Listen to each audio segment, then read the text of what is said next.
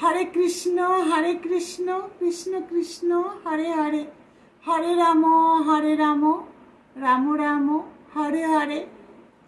কৃষ্ণ কথা উইথ অপর্ণা চ্যানেলে সকল বন্ধুদেরকে জানাই স্বাগত। আসুন কৃষ্ণ কথা শ্রবণ করি আর এই মনুষ্য জন্ম ধন্য করি।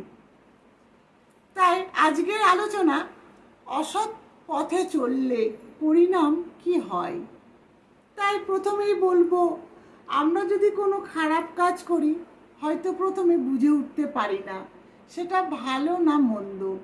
তাই বলবো, অসৎ পথে চললে পরিণাম সর্বদা খারাপই হয়। তাই অসৎ পথ ত্যাগ করুন, ভগবানের দেখানো পথে চলুন। তাহলে কি হবে জানেন? ভগবানের দেখানো পথ হয় সহজ সরল, কাঁটাবিহীন, চলতে অনেক আরামদায়ক।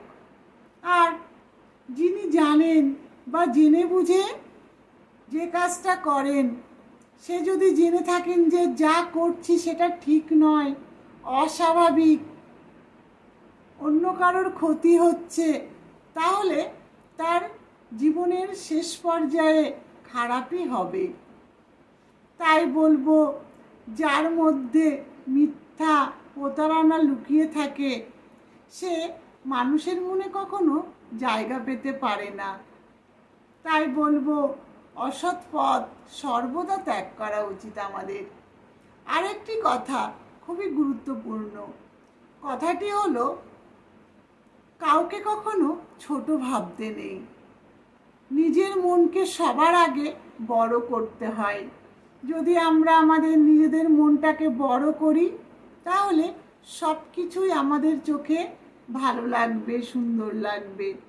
তাই মনে রাখতে হবে যে ছোট্ট দুর্বা ঘাসও কিন্তু পূজায় লাগে, কিন্তু বড় তাল গাছ কখনোই পূজাতে লাগে না।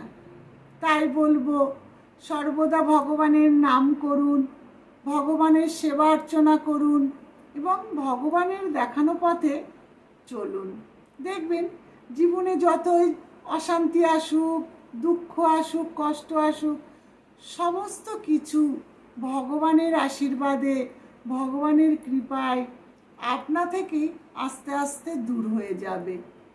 হয়তো প্রথমে আমাদের একটু কষ্ট হবে, যদি আমরা কষ্ট সহ্য করতে পারি, ভগবানের ওপর বিশ্বাস রাখতে পারি, তাহলে শেষটা অবশ্যই ভালো হবে ভগবানের কৃপায়। তাই বলবো, অবশ্যই সৎ পথে চলুন, সৎভাবে চলুন আর ভগবানের নাম করুন। হরে কৃষ্ণ।